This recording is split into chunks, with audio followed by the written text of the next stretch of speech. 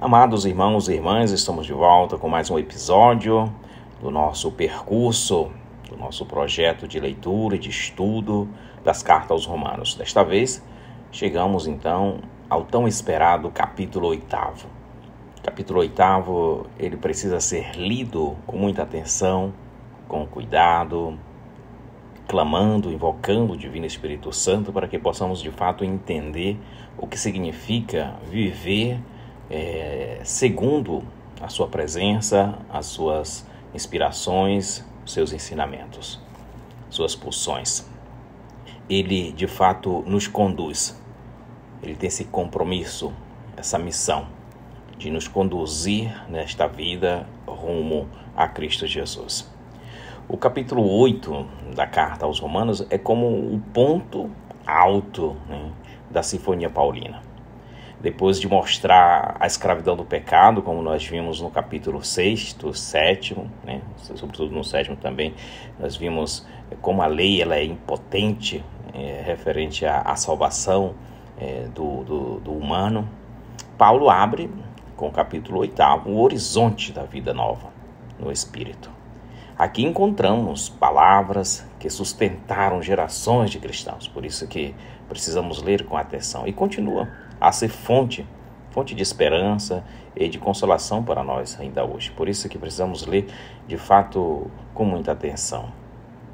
Paulo contrapõe, sobretudo logo no início, nos versículos 5 e 7, ele contrapõe essas duas maneiras de viver.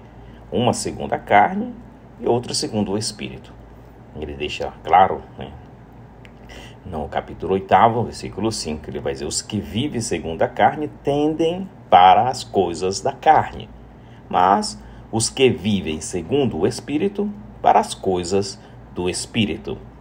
Aqui carne, meus irmãos, não significa o corpo em si, mas a condição humana fechada em si mesmo, egoísta, incapaz de se abrir para Deus.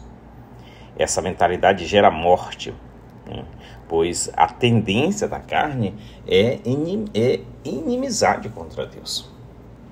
Às vezes nós pensamos, quando falamos do conceito sarkes, que ou seja, carne, pensamos logo no pecado moral, na questão da sexualidade. Mas a carne, quando São Paulo fala e usa esse conceito, ele está se referindo a toda a humanidade, a tudo aquilo que é frágil. E o fruto da carne são diversos pecados, não é só aquele que diz respeito à questão da sexualidade, a vida sexual do humano, mas que diz respeito a todas as outras, os outros pecados. É uma lista enorme, Nós podemos contemplar isso e ver essas listas, esses pecados, esses frutos da carne, seja na carta aos Romanos, em outros escritos também paulinos, sobretudo se quisermos uma lista também bem específica, nós temos essa lista feita por Paulo na carta aos Gálatas, capítulo 5, versículo 16 em diante. Ali nós vamos ter uma lista dos pecados que são frutos de quem vive segundo os preceitos da carne. Então precisamos realmente entender o que significa viver segundo o Espírito. Ao contrário, é ter a mente e o coração aberto ao sopro divino. Se a viver segundo a carne ela nos fecha, a essa graça divina, o viver segundo o Espírito ele nos abre, permitindo assim que Deus seja o centro e o guia de fato da nossa existência. Paulo ele recorda, meus irmãos, que nós não estamos sozinhos.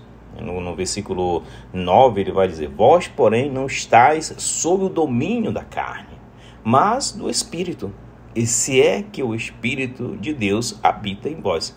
Então, se o Espírito Santo habita em nós não estamos sozinhos. E ele acrescenta: se Cristo está em vós, embora o corpo esteja morto por causa do pecado, o Espírito é vida por causa da justiça. Então, no Espírito Santo nós vivemos novamente. E essa é a grande notícia. Em meio às fragilidades e à mortalidade da nossa carne, já habita em nós a vida nova do Espírito. Por isso que nós vivemos verdadeiramente e plenamente em Cristo Jesus, que vive segundo a carne. Paulo insiste, sobretudo nos versículos 12 no versículo 14. Esse é um capítulo bastante longo, né? Os outros capítulos eram menores, mas o capítulo 8 são quase 40 versículos, né? No versículo 12 e no versículo 14, ele vai dar essa ênfase, sobretudo no 13, versículo 13. Se viverdes segundo a carne, morrereis. Mas se pelo Espírito fizerdes morrer as obras do corpo, vivereis. Então é o Espírito Santo que é em nós que vai dar essa força, né, para matar, digamos assim, o pecado e tirar a força, então, da carne. Ele completa: todos os que são conduzidos pelo Espírito de Deus são filhos de Deus. Essa é uma frase muito bonita no versículo 14. O Espírito Santo de Deus, ele não só nos dará força para viver segundo a vontade do nosso Salvador, mas ele nos torna filhos. E se somos filhos, nós somos herdeiros e co-herdeiros da graça. Aqui está, de fato, o núcleo do capítulo. Somos filhos, já não escravos, mas herdeiros. O Espírito ele nos guia e confirma em nós a identidade filial.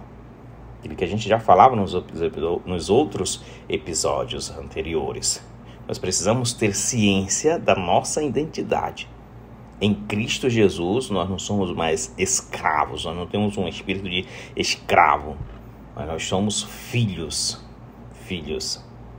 Isso diz muito para cada um de nós. Paulo olha para o sofrimento humano, né, e cósmico até, da própria natureza. Ele vai dizer: considero que os sofrimentos do tempo presente não têm proporção com a glória que há de ser revelada em nós. E aí ele disse: toda a criação geme como em dores de parto, aguardando a plenitude. No versículo 22 ele vai dizer isso: e nós também gememos, sustentados pela esperança. Na esperança fomos salvos. O sofrimento não é o fim, mas parte do caminho que conduz à glória prometida. Ele vai deixar isso muito claro, né? No capítulo 5 a gente via essa frase muito bonita, que depois se tornou o tema do ano jubilar: a esperança não decepciona. Mas aqui no capítulo 8 nós vamos encontrar, inclusive, que a esperança ela nos salva. Foi ela que nos salvou. Ou seja, essa perseverança, esse continuar esperando, nos leva de fato à glória prometida. Paulo, ele revela algo profundamente consolador. O Espírito vem em auxílio da nossa fraqueza, porque nós não sabemos orar como convém, mas o próprio Espírito intercede por nós com gemidos inefáveis. Às vezes nós não sabemos pedir, nós não sabemos orar, nós não sabemos como nos relacionar com Deus de fato, mas o Espírito está em nós, ele intercede em nós, reza, ora em nós, e às vezes com gemidos inefáveis. Nem nós mesmos compreendemos. E aqui já é uma indicação também às orações, às vezes em línguas, gemidos inefáveis, aquelas orações que são verdadeiros dons, não é uma técnica. Às vezes tem pessoas que quase que usa como uma técnica, mas não, quando é realmente inspirado pelo Espírito Santo de Deus, quando é um gemido do Espírito Santo de Deus, é algo inexplicável. E precisa ter até uma outra pessoa que tem o dom de explicar o que o Espírito Santo está dizendo. São gemidos inefáveis. Quem já fez essa experiência de orar segundo o Espírito Santo de Deus, movido pelo Espírito Santo de Deus, é algo extremamente belo, extremamente belo. Mesmo quando faltam palavras ou força, Deus reza em nós. O Espírito é nosso aliado interior, nossa voz junto ao Pai. Ou seja, meus irmãos, nós não estamos sozinhos. O ápice do capítulo chega com uma série de perguntas retóricas, no versículo 31, 35, 38, no versículo 39. Se Deus é por nós, quem será contra nós? Essa é uma frase que fica muito gravada na nossa imagem, na nossa mente, nos nossos corações. A gente até escuta ela assim com muita facilidade, ela brota nos nossos corações. A resposta de Paulo é clara: nada pode nos separar do amor de Cristo. e deixa claro isso no versículo 35, nem tribulação, nem angústia, nem nudez, nem espada.